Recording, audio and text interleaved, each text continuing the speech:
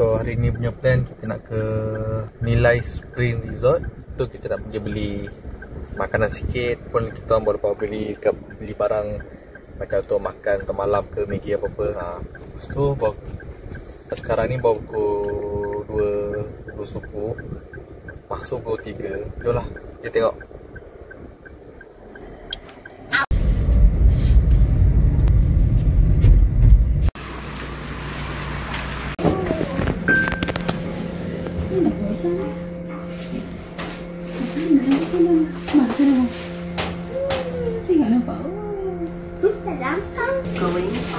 Nombor?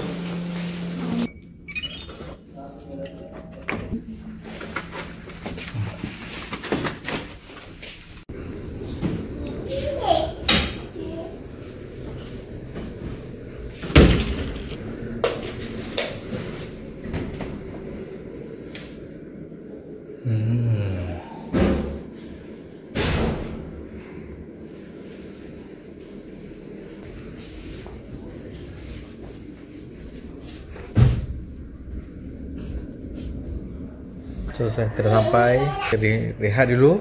Tu kita petang kolam swimming pool dia pula. Macam mana? Okey ke tak okey?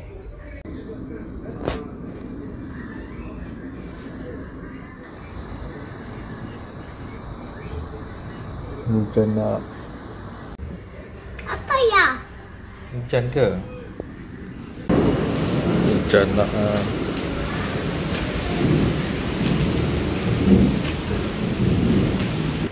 Kalau mandi? Nak mandi boleh besok? Esok lagi dah tutup. Besok pagi? Dah. Dia biru je nanti lagi. Jadi kita boleh. So hujan nak. Faham. Dia dekat sini.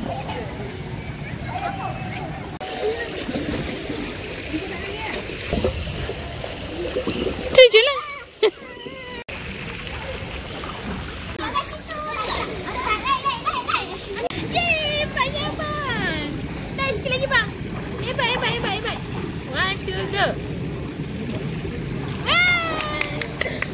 Alamak.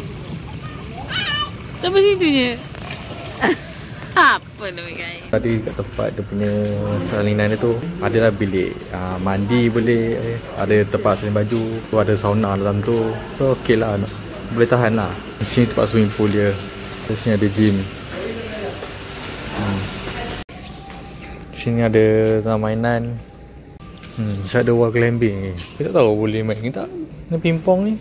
Tu ada dart tu. Ada yang datang buat activity sini, maybe dia buat dia. Okay, so sekarang ni kita orang ambil ni. Kita ambil sekali dengan makan malam. Nak keluar, nak cari makanan bungkus, makan kat sini lah. Sebab aku dah tanya tadi, sini tak ada include makan sekali. Breakfast je ada. Oh, tak apalah, kita keluar pergi cari makan untuk kita makan malam. Jom kita tu.